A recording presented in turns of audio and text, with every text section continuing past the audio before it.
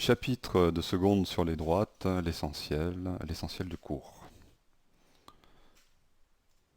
Une fonction affine, c'est de la forme f de x est égal à x plus b. La courbe représentative d'une telle fonction est une droite. Un point M quelconque de coordonnées x, y sur cette droite voit ses coordonnées, donc x, y, vérifier cette équation. Ainsi, on remarque que ces coordonnées, x et y, sont liées par cette relation. C'est cette relation que l'on appelle équation de la droite.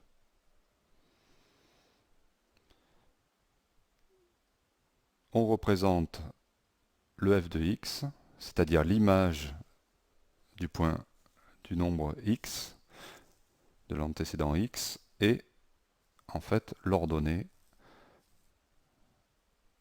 sur le dessin.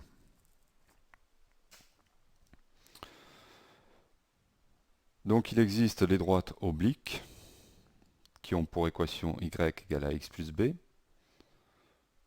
ou encore on peut écrire y égale mx plus p, où a est ce qu'on appelle donc le coefficient directeur et b l'ordonnée à l'origine. Je rappelle ici que le a correspond à une augmentation au niveau des ordonnées lorsque les x varient de 1. Si a est négatif, à ce moment-là, la variation va être négative, donc vers le bas.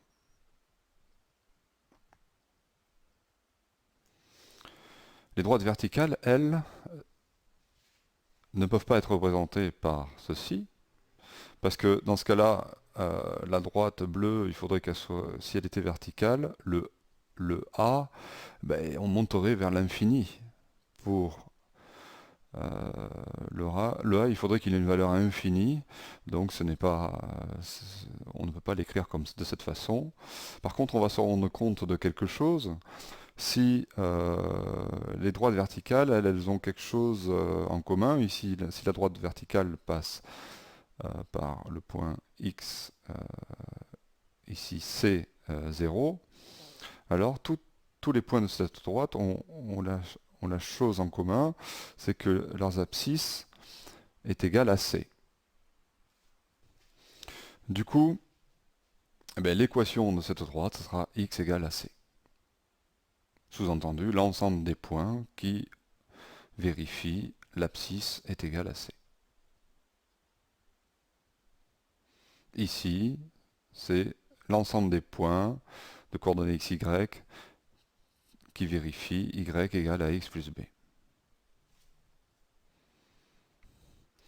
Donc rappelons donc pour les droites obliques le coefficient directeur. Comment on l'obtient? Eh bien, on sait que le coefficient directeur, c'est le taux d'accroissement entre deux points de la droite, ici A et B. Donc on a la différence ici des abscisses et la différence des ordonnées. Donc on obtient que le taux d'accroissement est ici égal au AA.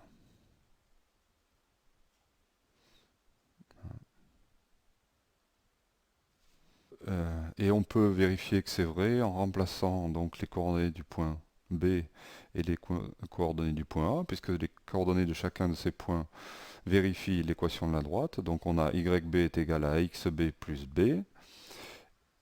Y de A est égal à A facteur de X de A plus B. Ainsi, si on fait YB moins YA, on a A facteur, c'est égal à A facteur de XB moins XA. Ainsi, le taux d'accroissement est égal à A.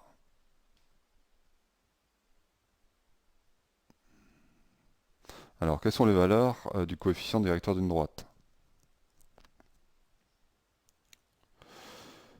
Si la représentation graphique de la droite est vers le haut, pourquoi je mets une flèche? Parce qu'on va toujours considérer qu'on part de la gauche pour aller de la droite. En effet, les x, comme l'axe des abscisses est orienté vers là, ça veut dire que quelque part, donc on se déplace dans ce sens. Donc si on se déplace dans ce sens, comment se comportent les y? En effet, si les x se déplacent comme ça, la courbe va monter, donc les y augmentent. Pour résumer, si la droite est orientée donc vers le haut, le A est positif, la droite est croissante. Si la droite est orientée vers le bas, le A est négatif, la droite est décroissante. Si le A est égal à 0, donc encore une fois, on parle bien du coefficient directeur, donc du nombre qui va diriger la droite. Si le nombre est nul, alors la direction est horizontale. Si le nombre est positif, la direction est, est croissante et vers le haut. Si c'est négatif, c'est vers le bas, c'est décroissant. Donc la valeur de A donne la direction de la droite. Voyons les droites parallèles. Alors deux droites parallèles sont deux droites qui ne se coupent pas. C'est la définition. Que se passe-t-il pour une droite verticale et une droite oblique? Bien, forcément, elles sont séquentes, elles vont se couper. Le point de concours des deux droites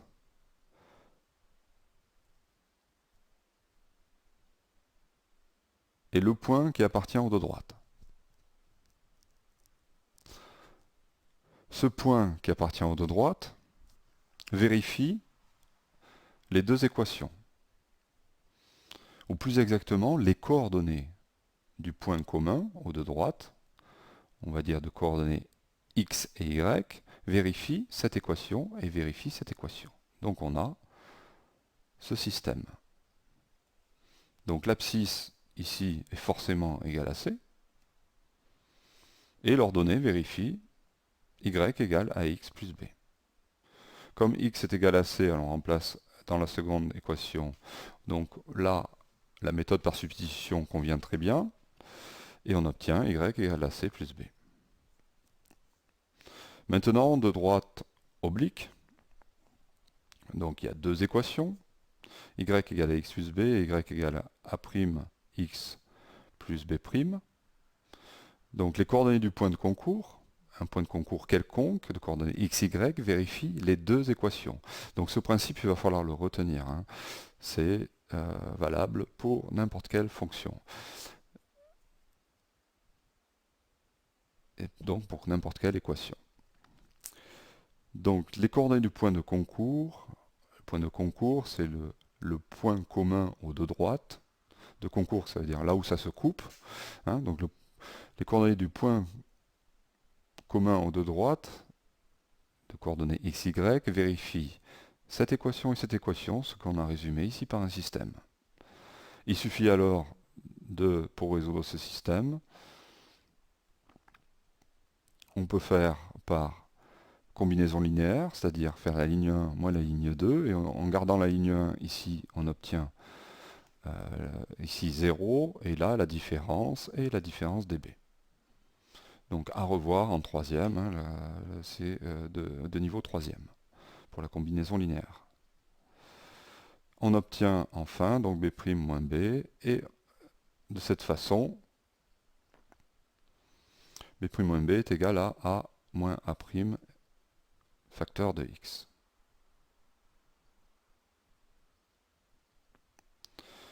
Donc, il va y avoir deux cas à considérer, parce que pour avoir la valeur de x, il va falloir diviser par a moins a'.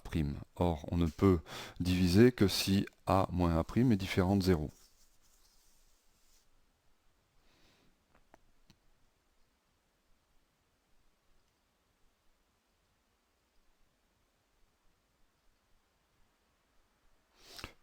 Et on voit tout de suite que si donc c'est différent de 0, on pourra diviser par ça, donc on aura une solution. Et sinon, si a égale à prime, eh bien on aura ici B' moins B est égal à 0, ça veut dire que B' est égal à B. Et comme A moins A' est égal à 0, alors on aura A égal à 0. Ça voudrait dire qu'on aura les mêmes valeurs de A et A' sont pareils et B, B' sont pareils. Donc on aura les mêmes équations de droite. Donc les droites seront confondues. Voyons ça. Donc, premier cas, A différent avec A', donc comme on disait, D et D' sont séquents. Second cas, A égale A', même coefficient directeur, donc ils sont dirigés par la même droite, donc D et D' sont parallèles.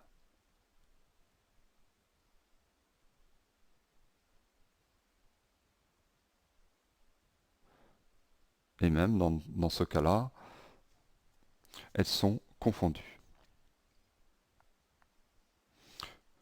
En effet, quand je dis D et D' parallèles, ce n'est pas gênant, hein, parce que quand on dit deux droites parallèles, ça inclut le fait qu'elles peuvent être confondues. Donc en résumé, deux droites parallèles ont la même direction et au même coefficient directeur. Par conséquent, deux droites séquentes n'ont pas le même coefficient directeur. Voyons comment on peut traiter ce que c'est que l'alignement de trois points. Alors trois points alignés ABC, c'est pareil que de dire que trois points sont sur la même droite.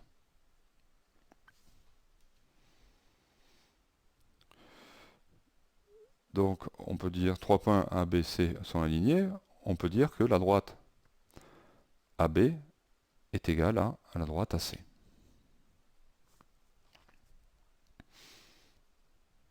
On pourrait dire aussi que la droite BA est égale à la droite BC, etc. Bon, on choisit ça. Ça suffit hein, pour dire que les trois points sont alignés. Donc il y a équivalence ici entre les deux phrases. Dire que AB et AC sont égaux, ça veut dire que AB et AC ont le même coefficient directeur. Une remarque ici, vous pouvez me dire, deux droites qui ont le même coefficient sont parallèles. Oui, en effet, AB, ça signifie que AB et AC sont parallèles, mais elles ne sont pas forcément égales, c'est-à-dire confondues. Ah. Mais pourquoi elles le sont? Parce qu'elles ont un point en commun, A. Donc c'est important de nommer ici deux droites qui ont un point commun. Donc je répète, ces deux droites ont le même coefficient directeur et ont un point commun, donc forcément elles sont confondues. Et inversement, puisque on fonctionne dans les deux sens, c'est une équivalence ici. Donc AB, dire que deux droites sont confondues, ça veut dire qu'elles ont un point commun et qu'elles ont le même coefficient directeur. Donc ici, voilà deux droites parallèles, AB et AC, donc même coefficient directeur, mais comme elles ont, c'est indiqué dans le nom de la droite. Elles passent par le point A, ici. Donc on n'a pas besoin de le rajouter. Elles passent par le point A. C'est indiqué dans le nom de la droite, c'est ça qui est important. On aurait pu D et D', on n'aurait pas pu arriver à la même conclusion. Mais comme on a nommé avec des points et qu'il y a un point commun, on le voit, hein, on le voit bien, alors on ne peut pas avoir cette configuration, ça ne peut pas être deux droites parallèles distinctes. Elles sont forcément confondues. Voilà. Voilà, on en a fini avec le cours sur les droites. Maintenant, vous pouvez visionner donc la leçon sur les droites, mais la partie exercice, méthode et rédaction.